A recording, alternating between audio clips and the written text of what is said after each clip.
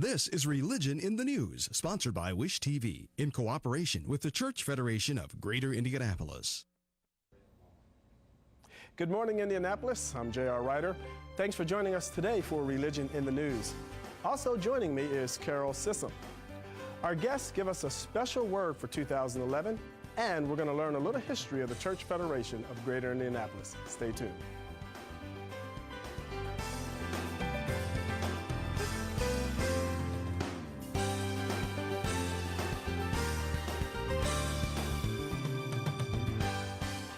Welcome back.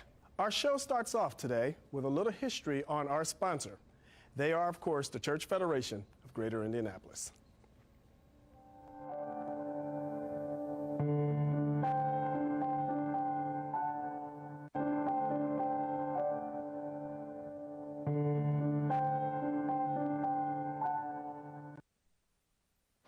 On June 7, 1912, 40 churches gathered at the downtown YMCA to form the Church Federation of Indianapolis. Led by members of the Indianapolis Ministerial Association, Indianapolis founded one of the earliest church federations in the nation and served as a model for other cities. During its early years, the Church Federation was primarily concerned with maintaining public morality by monitoring the enforcement of laws against gambling, prostitution, drinking, corruption, and conducting business on Sundays. For the Indianapolis Ministerial Association, and later the Church Federation, one alarming sign of the decline in public morality was the automobile speed contest to be held on Memorial Day 1912. The Public Morals Committee quickly investigated the Indy 500. Though not racially or religiously diverse at its founding, the history of the Church Federation of Greater Indianapolis is a story of moving from exclusiveness to inclusiveness. Over the next 100 years, the Church Federation would expand its membership to include religiously, racially, and ethnically diverse groups. The 1920s brought great social and cultural change, such as women's suffrage, prohibition, flappers, loosening morality, and the growth of big business. In response to such changes, many Hoosiers supported the Ku Klux Klan, which promised to preserve Protestantism and traditional morality and limit the influence of minorities and Catholics. The Church Federation defied this unfortunate trend and in 1920 established a committee on race relations, which included 5 African Americans. The committee organized an annual Race Relations Sunday during which black and white pastors would exchange pulpits. The committee also sought to address discrimination in housing, education, work, and health care.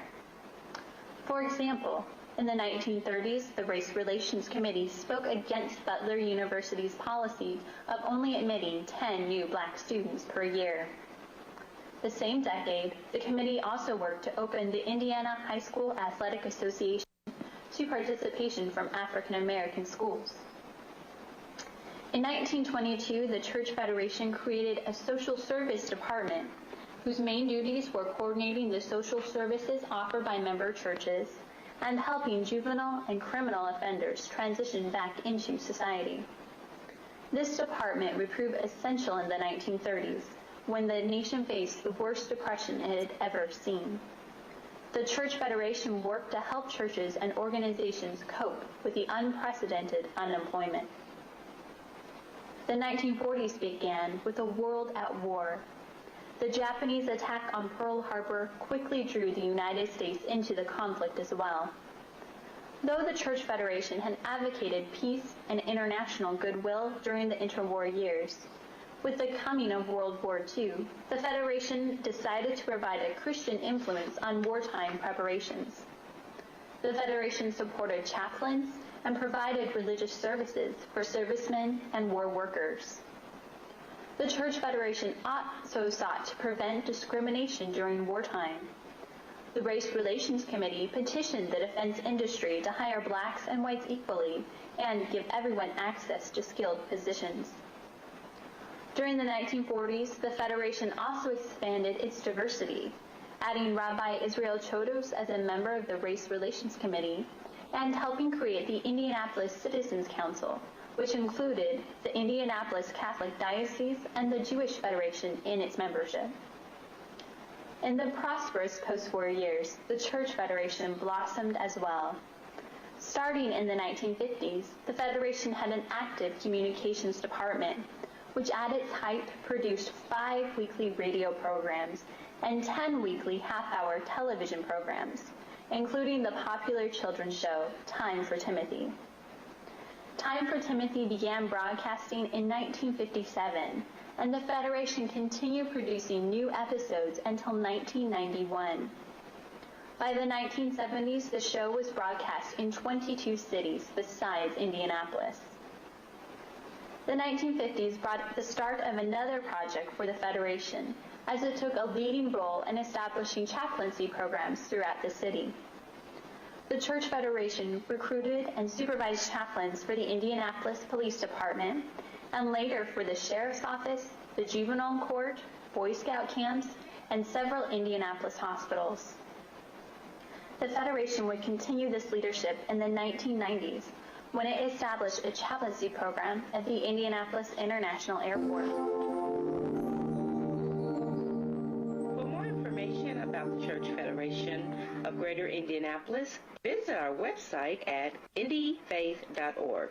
We are located at 1100 West 42nd Street, Suite 345, Indianapolis, Indiana 46208, right across from the Indianapolis Museum of Art.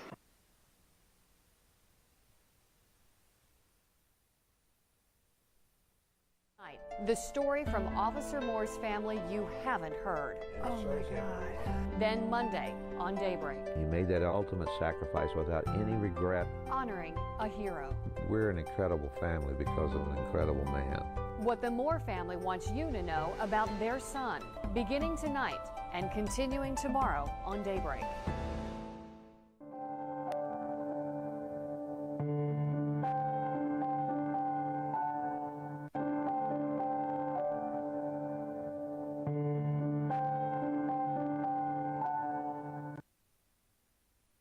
Against the backdrop of the civil rights movement of the 1960s, as African Americans were fighting for equality, the Church Federation chose its first African American pastor to be President Clinton Marsh in 1963. The late 1960s and early 1970s were a time of social upheaval and protest in much of the United States.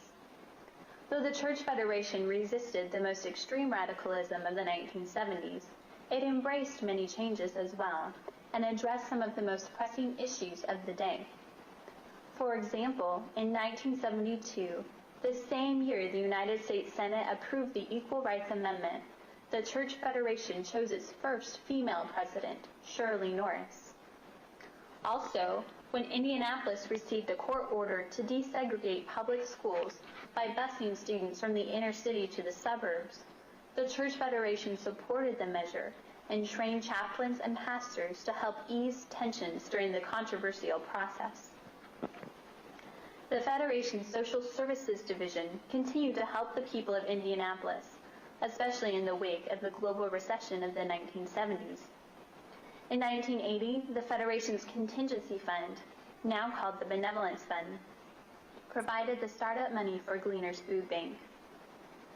The Church Federation significantly expanded the diversity of its membership during the 70s by welcoming the first Catholic parish to be a part of the Federation and accepting Eastern Orthodox, Pentecostal, and independent congregations as members.